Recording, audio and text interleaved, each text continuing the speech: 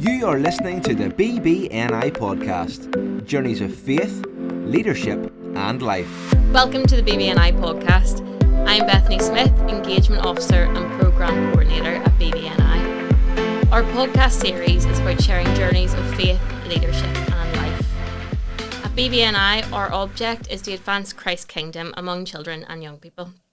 I'm delighted to be here today with David Smyth, Head of Northern Ireland with Evangelical Alliance. Hi David, how are you? Bethany, great to be with you. Good to have you. David, before we start, can you tell us just a little bit about yourself, about your life, your faith journey, work life, just a little bit about who you are? Yeah, delighted to. Yep, so I was born and grew up in Hillsborough, about 2 miles from where we're sitting right now.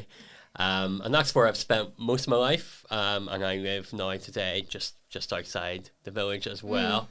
I'm married to Judith, and we have 3 children who are a girl and 2 boys, aged 11, 9 and 6, so all in primary school for the rest of this year at least.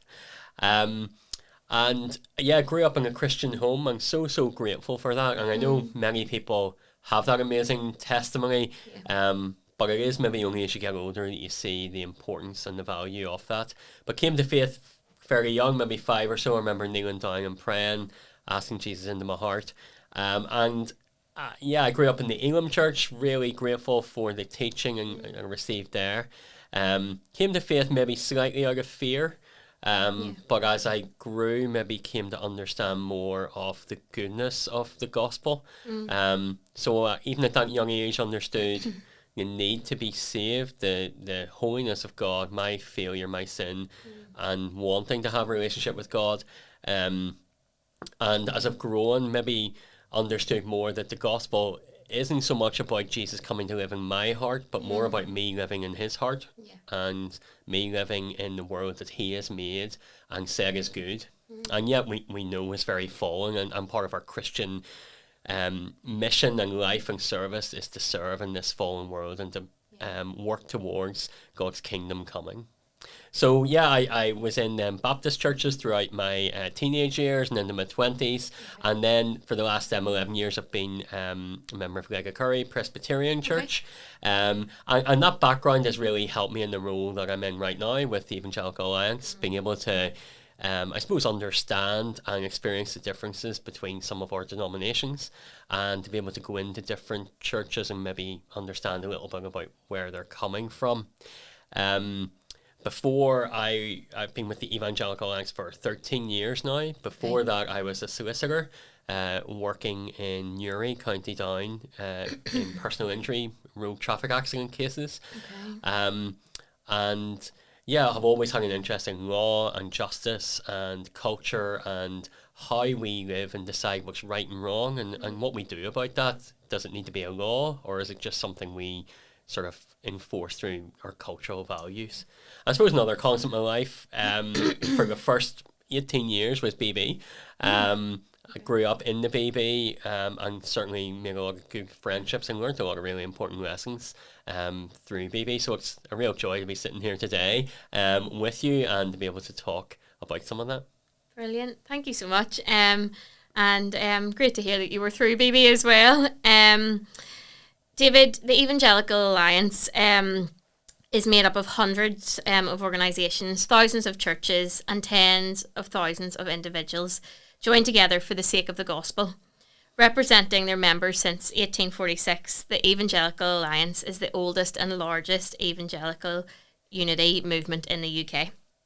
United in mission and voice, they exist to serve and strengthen the work of the church in our communities and throughout society, highlighting the significance, opportunities and challenges facing the church today.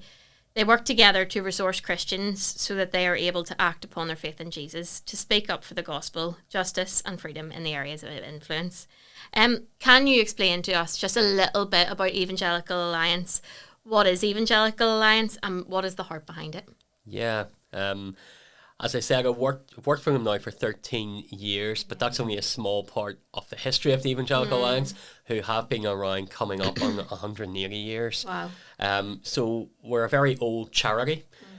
We are an umbrella organisation, really a membership organisation for churches, for Christian organisations and for individuals.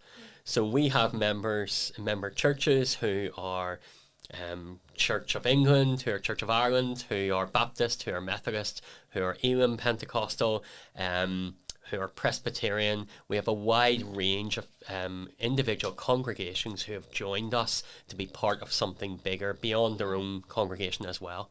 And so a core part of what we do is try and build relationships across the denominations and bring people together around the gospel. So relationships are really important. We also have Christian charities who are members, like Scripture Union, like Tearfund, like many Christian organisations, including BB Northern Ireland, and we're delighted to have you guys as members. And then we try and equip our members to navigate some of the challenges and also to just share the gospel really well in the context that they're in, because Christians are involved in feeding the poor, in housing the homeless, in helping people who are in debt, in helping young people grow in their faith and their character. So such a wide range of areas, and we love what our members do, and we try and support them in that. And then we also have thousands of individuals who join us and support us. So sort of £3 a month is what we ask, and they sort of support the work that we do. The 3 R's that we talk about as Evangelical Alliance are those relationships, because we like to host tables. And if you are an individual church leader, or if you lead a Christian charity, it can be difficult to know sometimes where to go to chat to other people in other organisations or in other denominations about what you face, what challenges you're facing, or to encourage others and to bless them. And so we try and bring people together really regularly in different contexts and forums to be encouraged with good news, to be challenged, and to be equipped.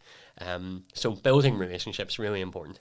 Resourcing our members and resourcing the church. So we develop lots of resources, research, sort of Bible study guides, things to help people share the gospel, or things to help people tackle some really hot button issues or challenging things that they might be coming across. So we advise and resource our members. And then the final R is representation. So we have policy officers in Stormont, in Scotland and Wales and Westminster, who are speaking up for Christians to politicians and to the media, and trying to be a Christian voice in the public square. So relationships, resources, representation, that's what we try to do.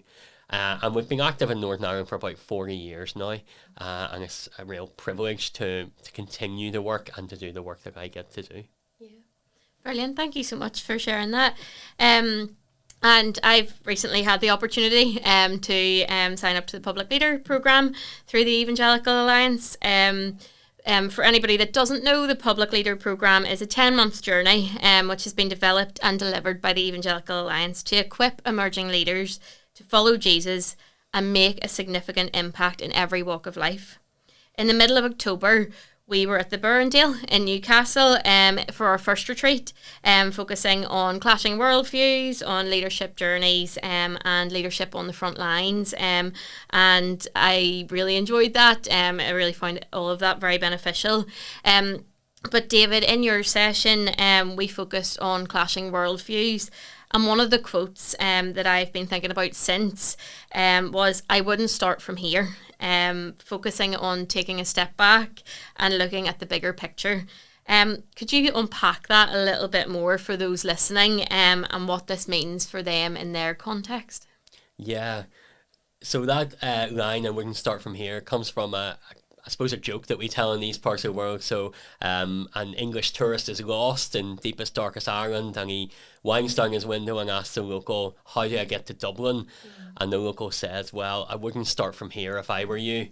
And the joke is there's nowhere else we can start from. We are where we are. But actually, I think there's real wisdom in what the old Irishman is saying when it comes to how we might deal with really hot button, difficult issues. Because culture often wants an answer right now. They want to know, hang on a minute, this is a really controversial issue and you're on the other side of it to me. Tell me why. Why do you believe that? And often then it can very quickly go to, you are bigoted or whatever it may be, prejudiced, and there's a complete lack of understanding in the heat of the moment. And so advice I try to give is, actually it's a really good idea to try to take a step back and not to dismiss the question or try and avoid it, because questions are really important. And often the issues that we clash most about are very sensitive. They're often about our identities, our beliefs, or our purpose and what we're here to do as human beings. So anger or frustration in the polarization that we're seeing in our culture right now is important to take note of, and we can't just dismiss it. We need to, I think, deal with it well. But I don't think the answer is to be angry and polarizing ourselves. So when confronted with something, I often say something like, that's a really important question, and I can see this issue really matters, and it's important to me. But if you want me to help you understand why I maybe disagree on issue X, Y, Z, let me maybe, if you don't mind, take a step back and explain what it means to me to live in a Christian understanding of the world. And what I often then say is, our culture right now, I suppose it assumes God isn't really part of it, and he's out of the picture. And well, there is no God. He's something we believed in to give us sort of purpose in days gone by, and to give us a moral framework. But now we are modern or postmodern, and we don't need God to tell us who we are and what we have to do. So we're here by accident, to be honest, in this big universe, and we get to decide what's right and wrong, and we get to decide that based on our feelings and what feels right and wrong to us. And that's not, people won't say all that I've just said, but that's kind of the underlying assumptions, I suppose. But the Christian worldview is completely different. We are not an accident. We're not just here by chance. We are not our own. We're actually made by God, and we have been gifted to live in this world and to steward and to serve him and to serve those around us. And we believe in sin, and we believe in redemption through Jesus, and we believe that one day there'll be justice. And just for one moment, just think how different those different views of the world are. And that often, I find, helps then when we come back to the hot button issue and we come back to the heat of a moment, to understand that of course we're going to see things differently, because we see the whole world differently.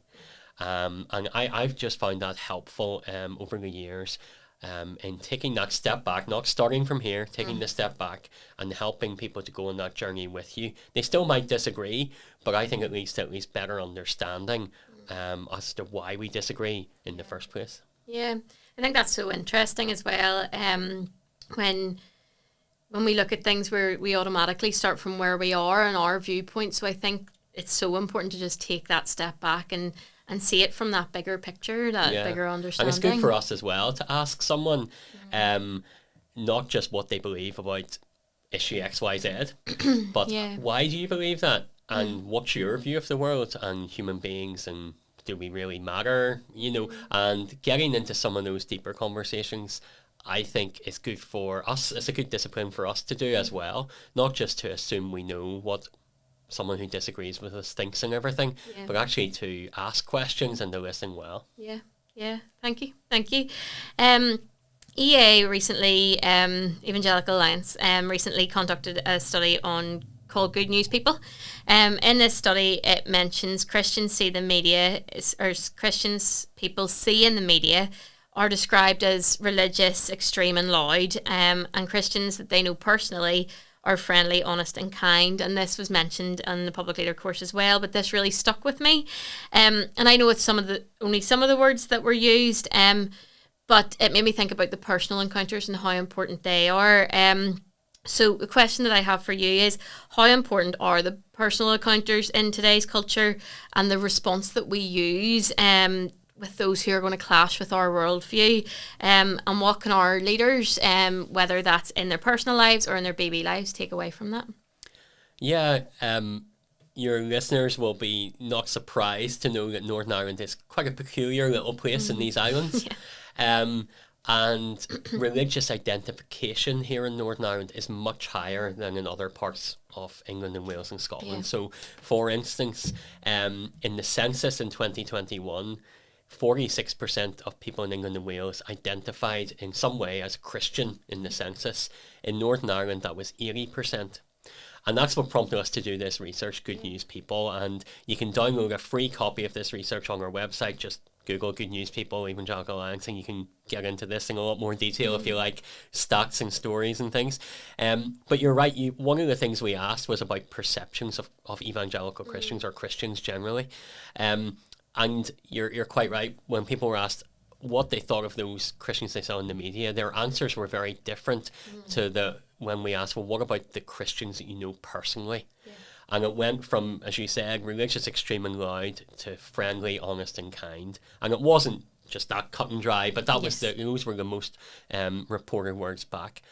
And it got us thinking about the importance, particularly in a very digital age, particularly in an age where people are very distracted by technology, where we are a bit dislocated from each other because of technology.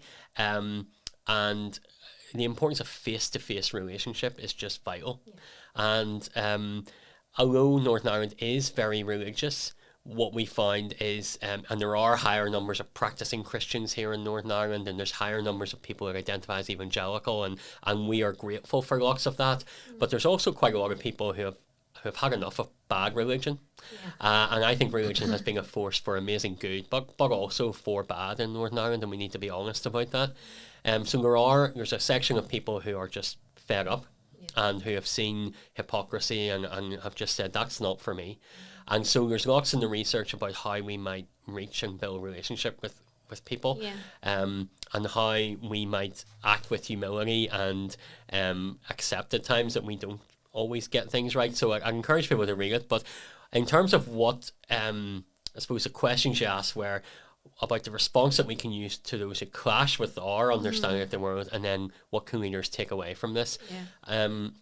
If you're leading in Northern Ireland at the moment, and within a Christian context like BB, or within your workplace in other parts of the week, just being aware of that religious culture can be really, really helpful. Being aware that actually 50% of people here consider themselves in some way to be practicing Christians. The whole Catholic Protestant populations that we have here are again very different to other parts of these islands, and that mix of conservative Protestants and Catholics as well.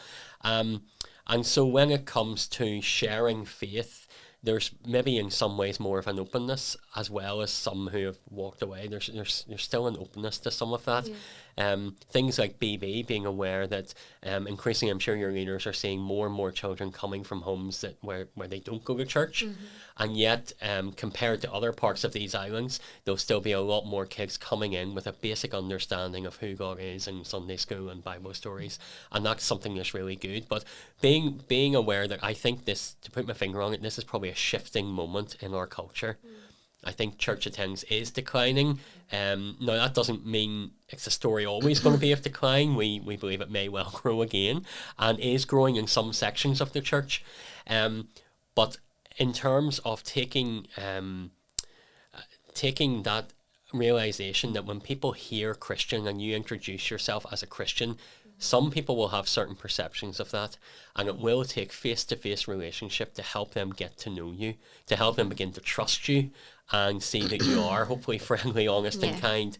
And then again, for the young people, the young boys that are being led in BB, that face-to-face encounter with a real-life Christian who's their leader is just vital. The influence that you can have is hard to overestimate, and I'm so grateful for BB leaders, but we really want to encourage you that in an average Tuesday or Friday night or whatever it is, and you've had a busy day at work and you're tired and you think, am I really making any difference? The answer is yes.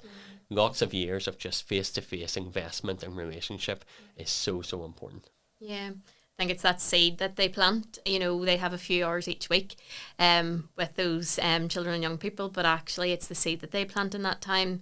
They may not see that that's maybe making a difference, but actually God is working in that in ways that they maybe just don't see at the time, you know. Evangelical Alliance gives voice to the church, speaking out on issues that matter the most. And obviously the church are dealing with a lot of different issues in today's culture, and the response to this is really, really important. How do organisations like Boys Brigade fit into that bigger picture of that? Yeah, it's been described, I think the Collins word of the year in 2022 was permacrisis. And even if you've never heard that word before, permanent crisis, it feels like what we're living in. And we've gone from financial crashes to the pandemic to wars, to challenges around climate and food sustainability. And as an adult living in this world, it can be a hard place to live in at times, and there can be a weight that comes with that. And so, yeah, we want to help Christians to deal with these issues well, and with the hope that we have within us, of Christ living in us, the hope of glory. So we don't want to be naive. We don't want to have our head in the clouds and not be practical. So there's lots of, again, if your leaders want to look on our website, there's lots of resources that might help them with big issues like maybe sexuality or abortion or poverty or climate. So lots of things to help maybe think through. But then we are an umbrella group, and I am not on the ground as much as our members are. And so we love hearing from our members what they are doing, what they are hearing and seeing on the ground and feeding up to us, because I don't work with young people every day or volunteer with them every week in that kind of way. And we really rely on our members letting us know what's going on, what issues are coming up, and how we can best serve them. And then also, the church is not a building, it's not an organization, it is the people. And so organizations that like BB are on the ground, they are caring for boys and young men. Other organizations we have, as I said, are feeding people who are hungry. They are helping those who are desperate with their mental health or whatever it may be. And so it's so important that the church is tangibly seen week in, week out in local communities. And I know that BBs are right across Northern Ireland. They're in the heart of all kinds of communities, of rich and poor, urban and rural. And having that reach, having that influence for good is so important. And as well as those sort of big crises that I was talking about, there's I would say a crisis of identity right now, and a crisis of purpose and meaning in life. And it's lots of people are feeling that. And so for young people growing up and young men growing up into a culture where I think the question of what does it mean to be a man is there's no clear answer from our culture in that. There's a lot of confusion around that. There's a lot of contestedness. There's sort of toxic masculinity. There's sort of trans conversation. There's all kinds of opinions on what it means to be a man.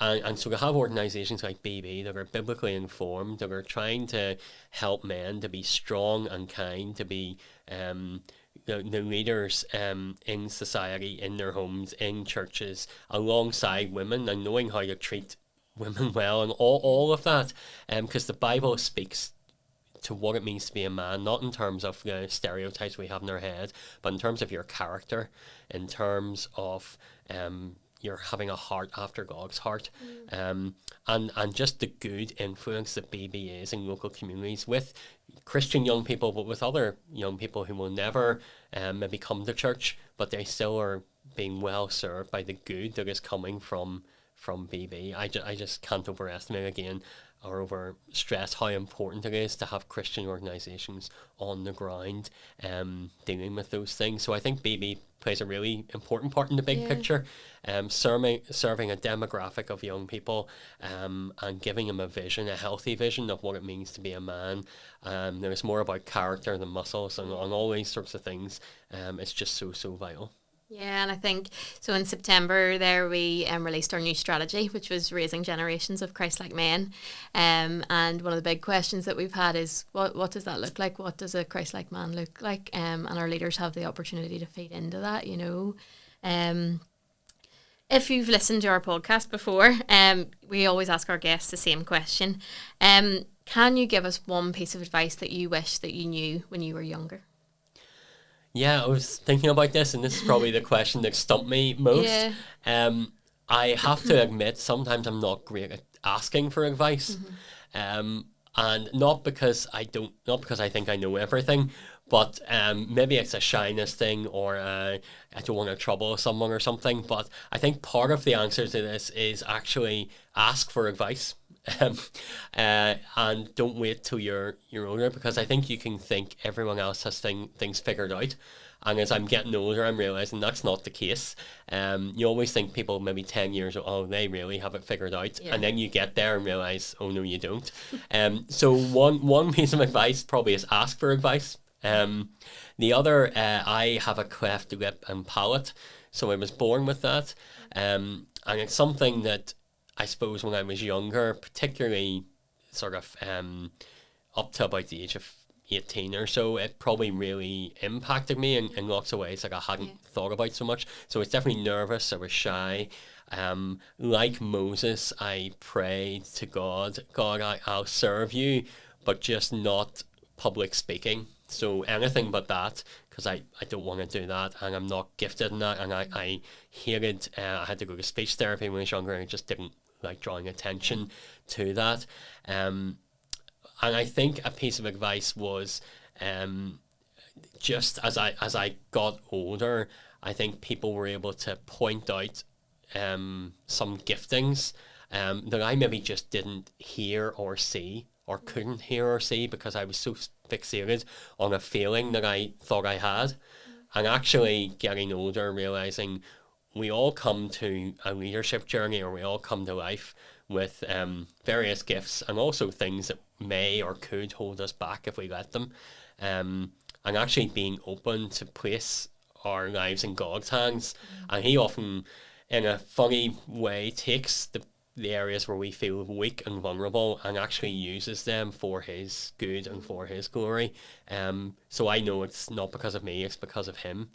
And last sort of piece of advice, this is a recent one, but I just thought was really helpful in the space that we do, where we deal with lots of controversial issues. But this may look different for some other listeners, but it was, you don't have to show up to every fight that you're invited to.